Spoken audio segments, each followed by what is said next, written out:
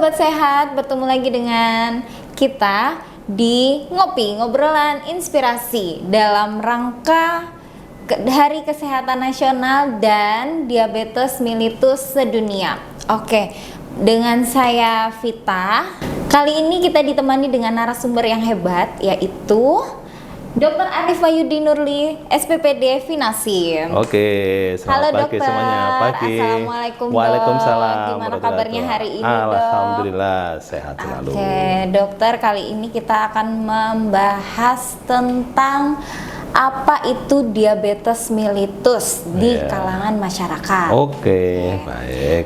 Oke, Dok, boleh nggak dijelasin nih apa itu diabetes mellitus dan berapa banyak di Indonesia ini yang sudah terkena diabetes mellitus? Baik. Jadi diabetes mellitus itu adalah penyakit yang ditandai dengan naiknya gula darah pada seseorang dengan batas, yaitu kalau gula puasanya di atas 126 dan gula 2 jam setelah makan atau gula pembebanan, namanya glukose test tolerance, yaitu biasanya orang disuruh minum air gula yang diatur oleh laboratorium, nanti minum air 1 gelas ditambah 75 gram gula murni, kemudian kalau diukur dia di atas 200, itu disebut dengan diabetes. Tentu itu harus ada gejala klasik dulu dan ada gejala yang tidak klasik. Nanti kita jelaskan berikutnya ya. Terus kemudian insidennya memang luar biasa ya. Di seluruh dunia ya, bukan hanya di Indonesia aja. Semakin hari semakin bertambah banyak, dan untuk umur teorinya zaman dulu kan kalau orang yang diabetes tipe 2 itu kan selalu orang yang tua. Sekarang enggak. Sekarang umur 14 tahun sudah ada diabetes tipe 2. Wow. 14 tahun ya. Betul, kan diabetes ada 2 jenis tuh. Diabetes tipe 1 yaitu yang rusak total pankreasnya, sehingga dia mau nggak mau harus menggunakan insulin untuk mengobatinya. Dan yang kedua yang terbanyak adalah diabetes tipe 2. Jadi gangguan pankreas sehingga pankreas tidak bisa membuat insulin sesuai dengan yang normalnya. Jadi defisiensi insulinnya kurang. Jadi Dok, kalau untuk yang menggunakan insulin sama untuk obat minum itu apa bedanya? Maksudnya lebih banyak bagus yang lebih bagus mana, obat minum atau insulin? Karena kan kebanyakan dari pasien-pasien yang kita temui itu, saya nggak mau Mbak pakai insulin, kayaknya insulin itu sudah terakhir banget gitu. Gimana itu Dok? Jadi sobat, sebelum kita bahas tentang obat, tentu kita harus tahu dulu bahwa untuk menegakkan seorang itu diabetes atau enggak, kita harus tahu dulu. Yang pertama, diabetes ini adalah penyakit yang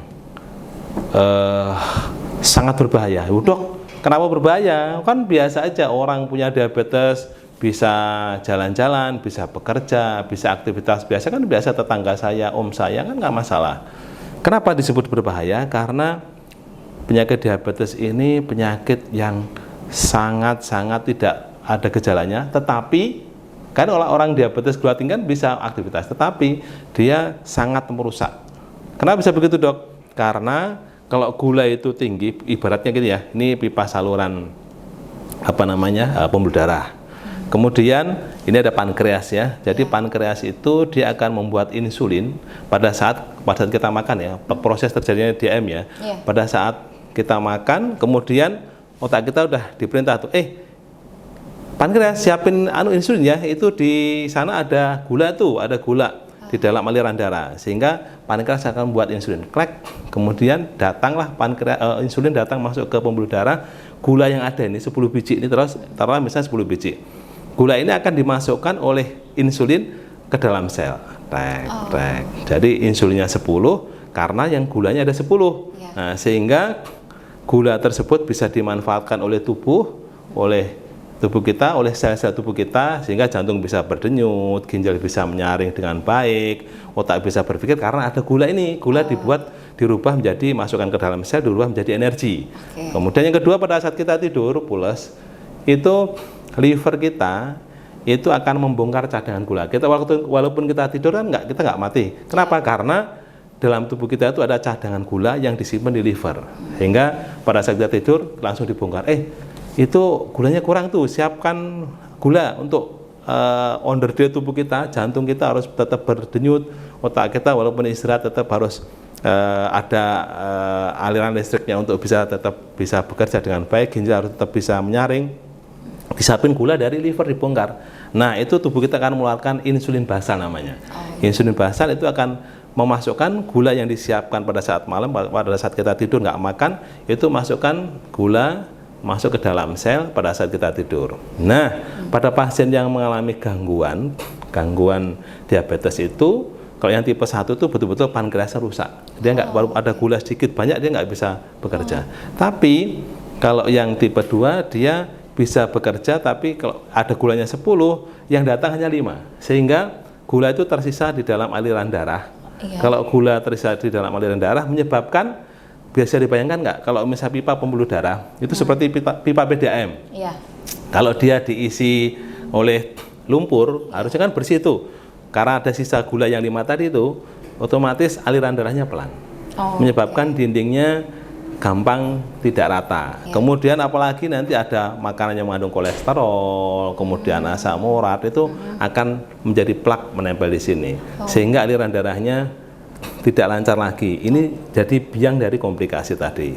Terus kemudian setelah itu apalagi yang rokok itu menyebabkan dindingnya nggak teratur, tambah kolesterol, gulanya tinggi, gampang pipa pembuluh darahnya menyempit. Nah, inilah jadi sebenarnya yang bahayanya diabetes itu, karena pipa dinding pembuluh darah menyempit. Nah, pasien itu nggak terasa tuh, tiba-tiba serangan jantung, tiba-tiba stroke, tiba-tiba cuci darah, itu karena itu. Ya, jadi kalau untuk obat itu nanti tentu masing-masing orang berbeda. Loh dok, kok beda-beda kenapa? Insulin sama obat bagus yang mana dok? Jadi pengobatan diabetes itu adalah sifatnya individual. Loh dok, apa nggak punya standar obat kok? Individual. Maksudnya itu masing-masing orang berbeda-beda. Loh, apa nggak punya pedoman dok? Tentu punya pedoman. Jadi obat diabetes itu ada obat yang diminum, mulai dari sulfonylurea, mulai dari biguanid yang disebut dengan metformin misalnya, pioglitazone, kemudian sekarang ada glinid, kemudian ada glikasid, sulfonylurea juga ya. Terus kemudian mulai ada insulin basal, insulin prandial, ya, insulin yang untuk orang yang tidur, yang tadi ya, untuk insulin basal dan prandial setelah makan. Kemudian sekarang ada yang terbaru lagi GLP-1. Jadi insulin Ozempic bukan masuk insulin, tapi dia bekerja khusus untuk pankreas. Nah, ini masing-masing orang tidak bisa disamakan. Dok, saya tuh bagusnya insulin atau obat minum nih. Nah, kenapa bisa begitu? Karena masing-masing orang berbeda-beda gangguannya. Satu orang gangguan pankreasnya baru 50%. Orang yang berbeda gangguannya 60%. Jadi sisa 40% yang sehat. Sisa orang lagi bisa 30%, 20%, ada yang tinggal 10%. Tahunnya beda, tahunnya gampang. Kalau seseorang diberikan obat yang ringan, standarnya kan pengobatan itu ada 5 pondasi ya. 5 pondasi pengobatan diabetes. Yang pertama kali adalah tentu makanan, pengaturan makanan. Makanan itu beda maksud dok. Jadi seorang diabetes itu, karena tadi kita ceritakan tadi ya, kalau kita punya gula 10, kemudian insulin yang datang cuman 5, otomatis kan sisa 5. Itu kan bahaya kalau dia numpuk di aliran darah, jadi alirannya pelan, gampang jadi plak, gampang serangan jantung, cuci darah, gangguan mata, bisa buta. Otomatis kalau kita punya insulin 5, janganlah dikasihin gulanya 10, kasihlah 5, sehingga jumlah glukosa ini kalau makanannya ya harus dikurangi. Jadi mulai dari jumlahnya, jenisnya, jamnya harus tepat ya. Jadi maksudnya dok, kalau jenisnya tentu pilihlah makanan-makanan yang rendah gula atau indeks glikemik rendah jenisnya. Kemudian jumlahnya tentu dikurangi. Yang penting jangan sampai gulanya itu banyak sehingga insulinnya sedikit, itu berbahaya. Yang pertama makanan. Yang kedua tentu pondasi kedua yang penting lagi adalah obat. Jadi makanan ya, obat. Obat ini penting karena kalau sudah mulai gangguan, kita tegakkan diabetes. Tadi ya, diabetes itu apa dok? Ya tadi saya ulang lagi ya. diabetes itu orang yang mempunyai gejala klasik. Gejala klasik itu apa dok? Yaitu kuat makan, kuat minum, kuat kencing, berat badan tiba-tiba turun. Kalau punya gejala klasik seperti ini, ya dok, tiba-tiba 2 minggu dok, kok tiba-tiba saya kencing terus ya dok, malam itu kencing lebih dari 5 kali, 10 kali, terus kemudian kok tambah kurus ya dok, badan saya lemes, padahal saya makannya banyak tuh, dan haus terus. Cek langsung gula puasa di atas 126 atau gula 2 jam PP atau pembebanan di atas 200 sudah dinyatakan positif kencing manis. Atau yang gejala nggak klasik ya, gejala yang tidak seperti tadi, misalnya tiba-tiba gatal-gatal, kemudian kakinya luka nggak sembuh-sembuh, tiba-tiba impotensia pada bapak, kemudian tiba-tiba gangguan penglihatan. Itu kalau dicek, misalnya gula puasa di atas 126, 2 jam PP-nya di atas 200 harus diulang 2 kali. Kalau 2 kali pemeriksaan tetap di atas 1 dalam puasa dan 2 jam selama makan di atas 200, itu kita tegakkan positif kencing manis. Nah, orang yang sudah ditegakkan diabetes itu otomatis pankreasnya sisa 50% tadi ya. Nah, itu perlu obat. Jadi nggak bisa harus makanan ya, obat ya. Yang ketiga tentu olahraga, pondasi. Olahraga itu penting. Fungsi olahraga adalah ada 2. Yang pertama, aliran darahnya jadi lancar sehingga tidak gampang ada plak. Yang kedua, memudahkan penyerapan insulin masuk ke dalam sel. Pondasi yang keempat yaitu tentu olahraga lifestyle. Nggak boleh ngerokok, minum alkohol, begadang yang nggak penting ya, kayak Roma Irama bilang ya. Begadang kalau ada perlunya, kalau nggak usah. Yang terakhir pengaturan stres. Jadi pondasi harus dikerjakan semuanya. Jadi obat tadi sangat individual, mana yang baik untuk obat minum atau obat insulin, dan tergantung tadi kerusakannya dan kebutuhan masing-masing orang berbeda. Ya, Oke, dokter. Untuk selanjutnya, apakah diabetes mellitus itu ada faktor genetik lebih dominan dibanding gaya hidup? Exactly, bagus, pertanyaan bagus ya. Jadi sekarang ditemukan ya, hampir semua penyakit itu ternyata terkait dengan satu genetik ya. Genetik itu tidak seperti buta warna, misalnya bisa diramalkan nanti 25% carrier, 25% pasti buta warna, 50% carrier, yang 25% yang normal. Tidak seperti itu, tapi punya bakat. Jadi orang yang mempunyai diabetes, orang tuanya apalagi dua-duanya itu mempunyai kecenderungan lebih tinggi dibanding orang yang orang tuanya nggak punya diabetes. Ini betul banget. Jadi faktor familial atau genetik itu sangat mempengaruhi diabetes.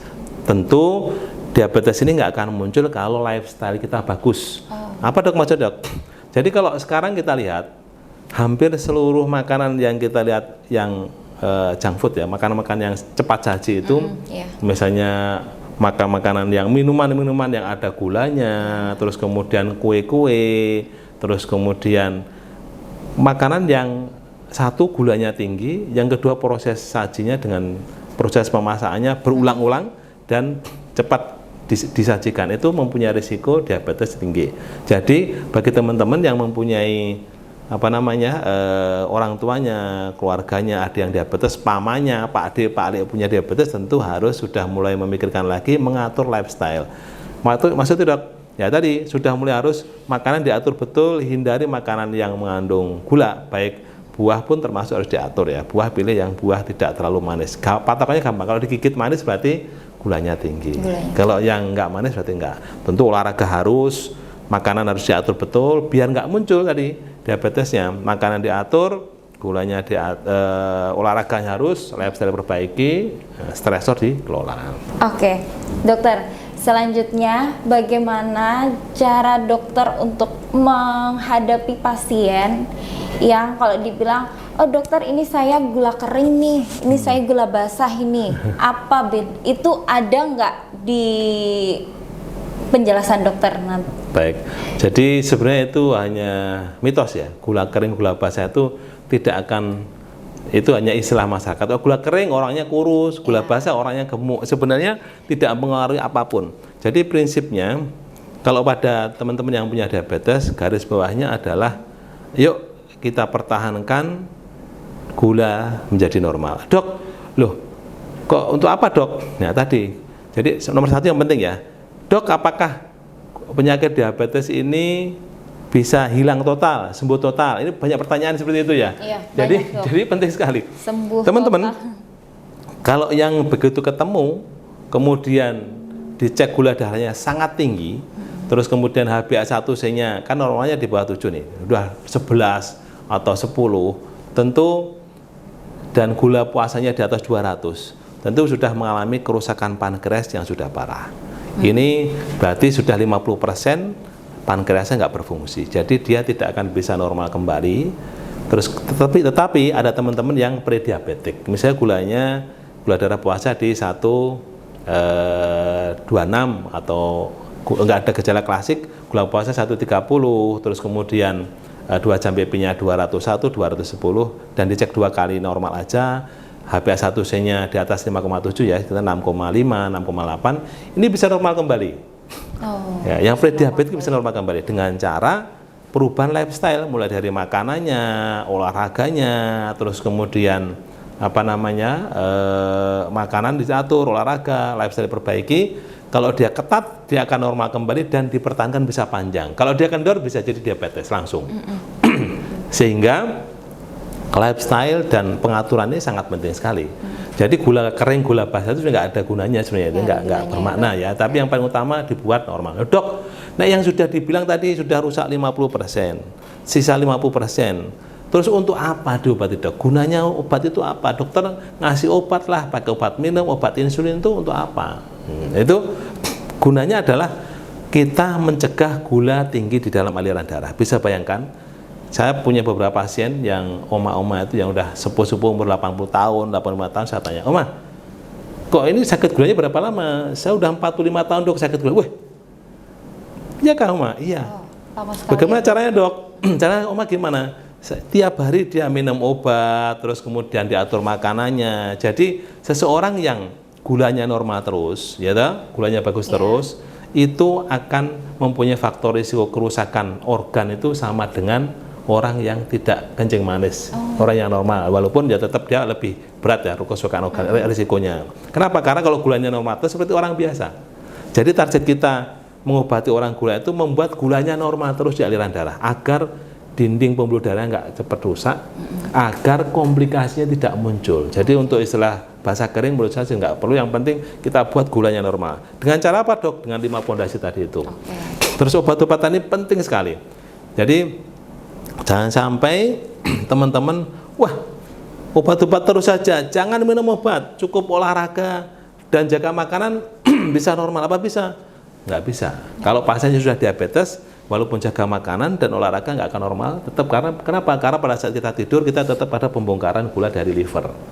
Nah, nggak bisa olahraga dan jaga makanan saja dan lifestyle, kecuali yang prediabetik itu bisa. Kalau yang diabetes tetap harus obat. Loh, dok, kalau obat-obat itu nanti diminum terus apa enggak? Bahaya, dok. Tetangga saya bilang ini bahaya, ini bisa merusak ginjal nih.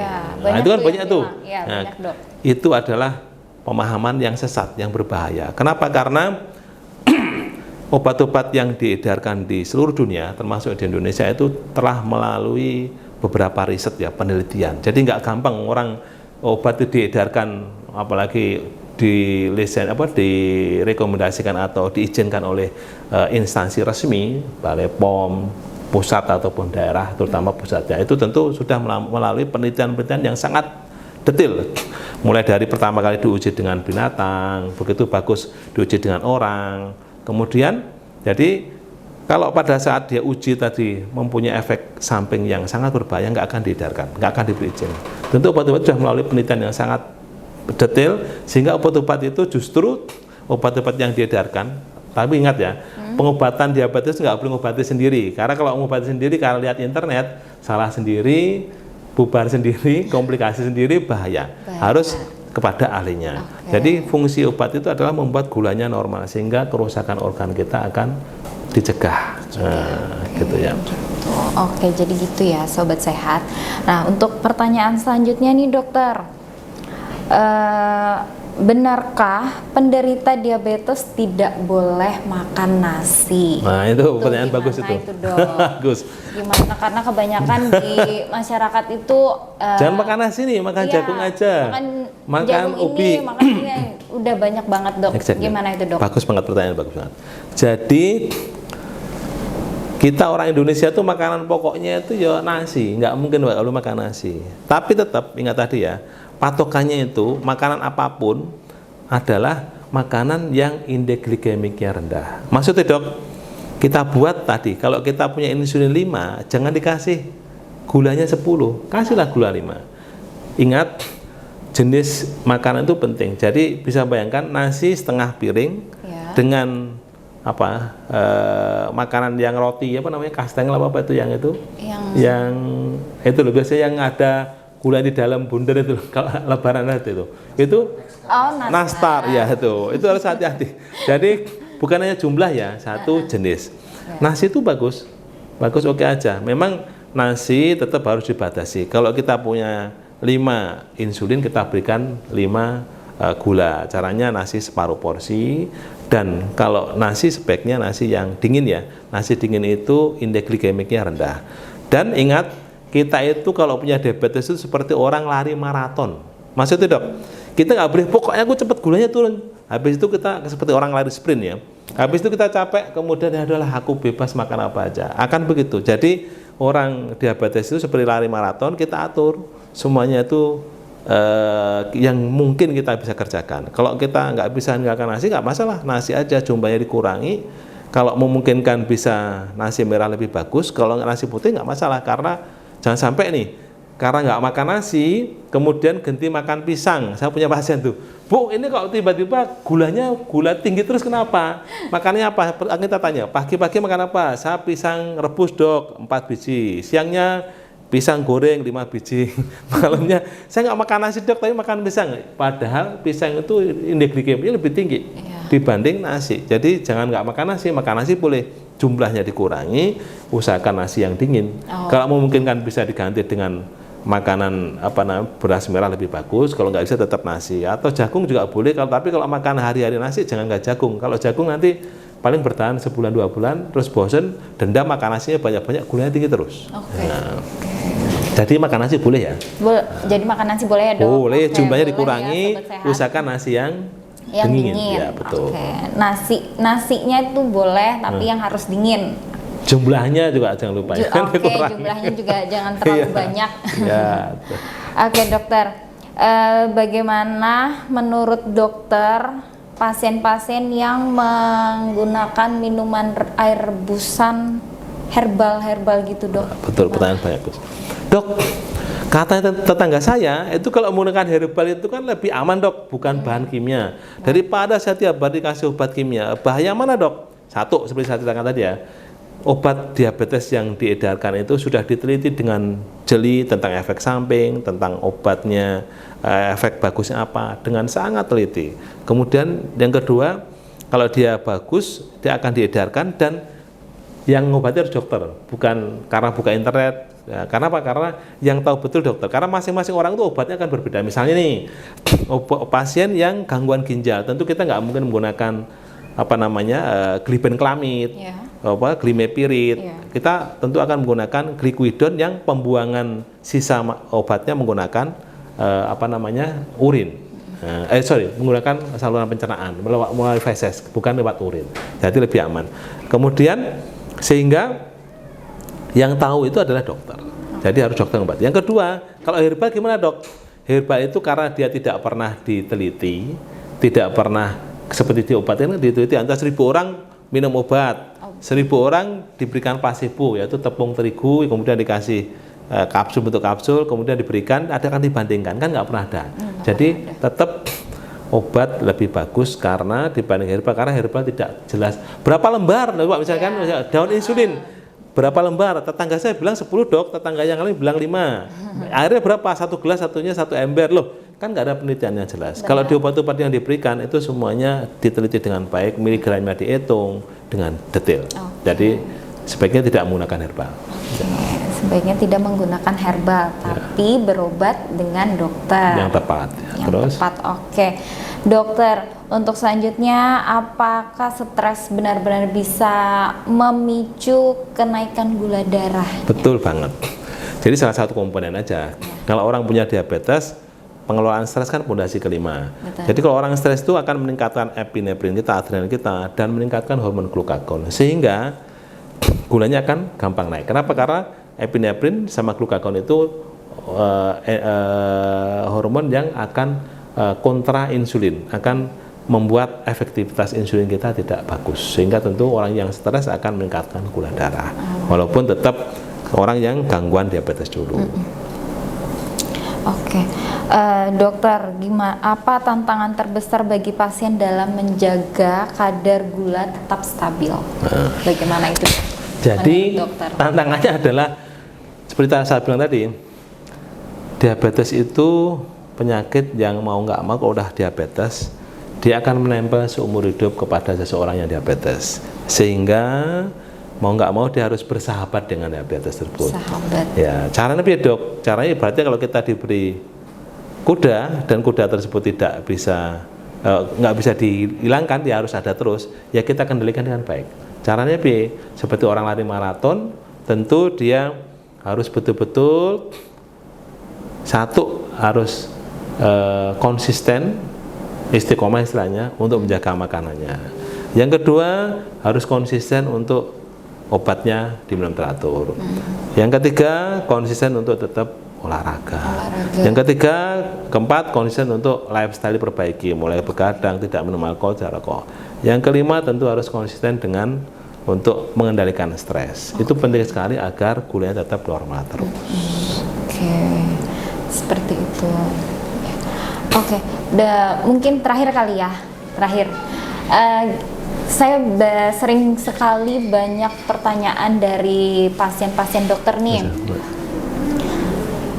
Mbak, ya, diabetes ini apakah selalu menggunakan insulin seumur hidup? Bagus Gimana banget. itu, Dok? Pertanyaan yang paling bagus.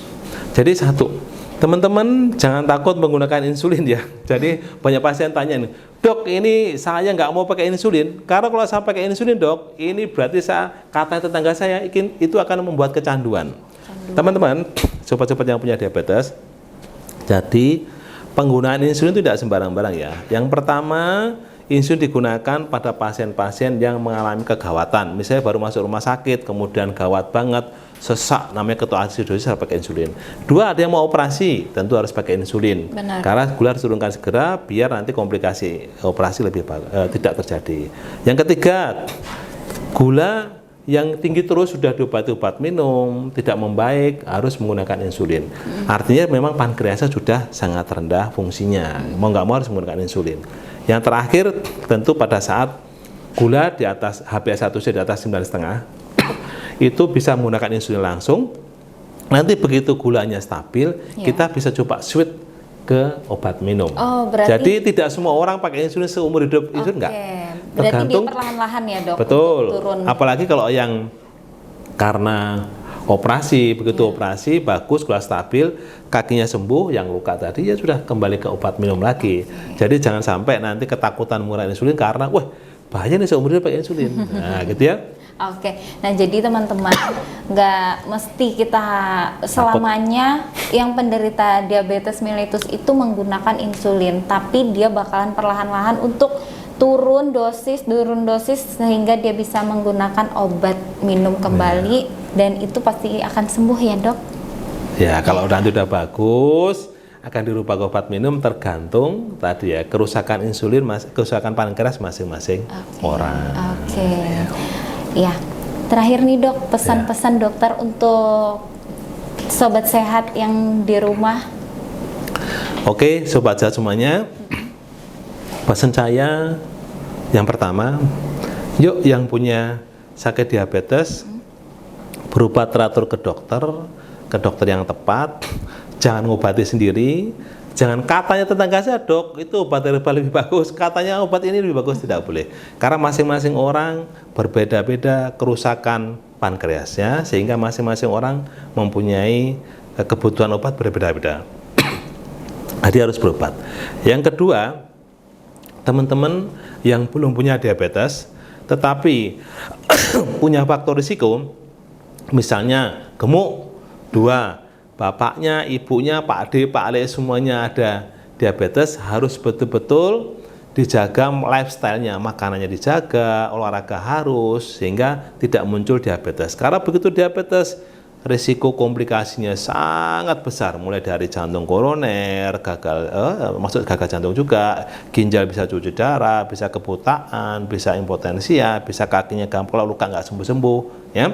Itu harus dijaga. Kalau punya faktor risiko, harus jaga betul lifestyle-nya dengan baik. Seperti tadi ya, 5 pondasi tadi itu. Yang terakhir, bagi Bapak Ibu yang punya anak-anak, mohon dengan sangat, yuk mulai pola hidup sehat dari sejak TK, SD, SMP. Kenapa? Saya udah punya banyak pasien yang umurnya 12 tahun diabetes, 14 tahun diabetes. Dengan diabetes tipe 2 ini, bukan tipe 1 ini. Artinya karena kebiasaan buruk pada saat masih anak-anak. Hilangkan makanan-makanan yang manis, hilangkan minuman-minuman yang sudah dicampur macam-macam yang manis-manis semua. Ayo kita kembali ke pola hidup sehat seperti zaman dulu ya. Banyakin makan sayur, kemudian buah, kalau masih anak bagus banget tuh, buah, sayur, nasi. Kembali ke makanan-makanan yang alami itu jauh lebih bagus. Yuk kita sama-sama cegah diabetes jangan sampai muncul, karena begitu muncul komplikasi akan menunggu. Demikian itu pesan saya 3 pesan tadi. Oke, terima kasih dokter atas waktunya. Dan kemudian kalau misalnya nih Sobat Sehat mau berobat, dokter prakteknya hari apa aja dan hari Senin sampai hari Jumat di Rumah Sakit Pertamina dari pagi ya. Saya pagi habis subuh visit dulu, pulang dulu ya, sampai setengah 9, kemudian olahraga di rumah sebentar, datang ke rumah sakit jam 9, kemudian baru kita periksa mulai dari jam 9 sampai jam 12, istirahat, sholat dulu, kemudian jam 2 mulai lagi, jam 2 sampai jam 4. Dan ya, harus kontrol teratur ya obat. Baik Sobat Sehat, sampai di sini untuk pembahasan diabetes mellitusnya. Dan terima kasih, sampai jumpa. Sehat terus sobat semuanya. Yuk jaga kesehatan terus.